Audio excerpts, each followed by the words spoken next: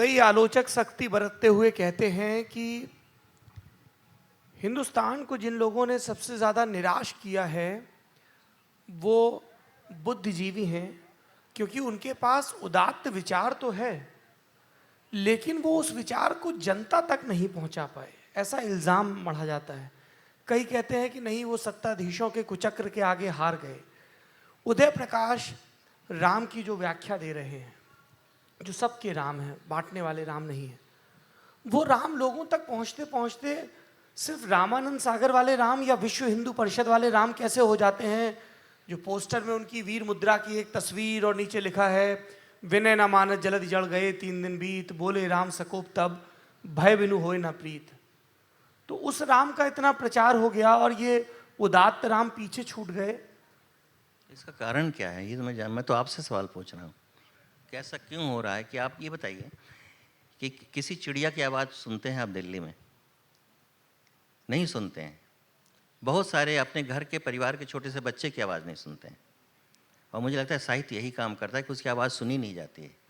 और इसके लिए, और जब सुनी जाए तो मुझे लगता है ऐसी चीज़ें घटित नहीं होती हैं। उसको सुना जाना चाहिए। उसको बुद्धिजीवी, मैं नहीं जानता कि बुद्धिजीवी कौन होता है, क्योंकि इस पर शरद जोशी ने बहुत ही मज़ेदार एक लेख लिखा था कि श्रमजीवी श्रम बेच कर जीता है और देहजीवी देह बेच कर जीता है, बुद्धिजीवी बुद्धि बेच करके जीता है। तो हमने बुद्धि नहीं बेची है तो बुद्धिजीवी तो नहीं है।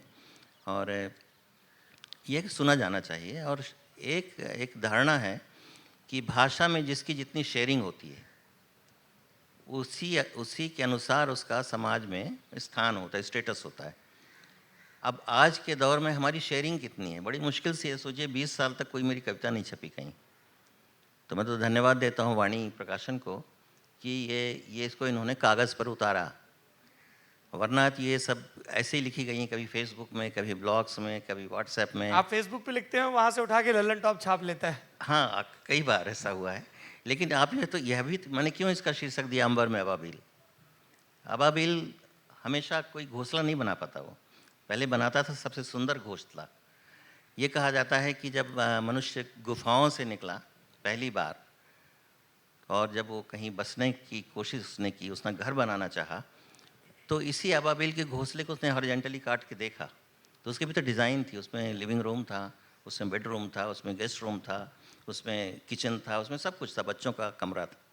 ये माना जाता है कि इतना सुंदर इंटीरियर और इतनी अच्छी बनावट किसी दूसरी चिड़िया की है नहीं, बया या अबाबिल। लेकिन अबाबिल अब है कहाँ? जगह नहीं बची, वो पेड़ नहीं बचे जहाँ अबाबिल अपना घोंसला बनाती थी। आप याद करें, इसके बहाने बहुत सारी चीज़ें शामिल हैं। अब कहते हैं ना कि अश्वत्थ वृक्ष, 7 अश्वत्थ वृक्ष गिनाए गए। बुद्ध ने भी कहा और हमारे आरण्यक ने भी कहा, सभी ने कहा। अब कौन कौन से अश्वत्थ वृक्ष? पीपल है, बट है, प्लाक्ष है, मुझे खुद ही याद नहीं आ रहा है। अश्वत्थ का अर्थ यही था कि इतने विशाल वृक्ष जिसके नीचे घुड़सवार अपने अश्व के साथ विश्राम कर सकें, रह सकें, बस सकें, अगर कहीं यात्रा पर हैं तो। ऐसे इतने बड़े पेड़ कहीं हैं क्या? बचे नहीं। इसी तरह बहुत सी चीज़ें नहीं बची, और वो चिड़िया भी नहीं बची जो उनमें घोंसले बनाती थी। तो अब आप उनको पाएंगे तो कभी कोई नदी है, उसमें कोई पुल बना हुआ है, पुल के नीचे वो कुछ लटके हुए दिखाई दे जाएंगे। बचे हैं लेकिन उनका कोई ठिकाना नहीं, सब आकाश में है। तो इसी तरह से हम सब की आवाज़ें जो हैं, हमारी रचनाएँ हैं, वो प्रिंट में नहीं आ रही हैं, वो आकाश में हैं, अंबर में हैं, हमारी हाइपर रियलिटी में हैं, फेसबुक में हैं, यहाँ वहाँ हैं। तो मुझे एक बात याद आती है जो आपसे मैं बस 1 मिनट में कहना चाहूँगा कि रोलाबाद को आप जानते हैं, मेरे बड़े प्रिय थिंकर, आलोचक। उन्होंने कहा था कि राइटर है क्या? लेखक है कि? लेखक कुछ नहीं, इज़ ए पेपर बीइंग। कागज़ का अस्तित्व है, उसका वजूद कागज़ में है। अब आप उस लेखक के बारे में सोचिए जिसके पास कागज़ भी नसीब ना हो। तो हम तो कहीं नहीं हैं, we hardly exist, we exist nowhere.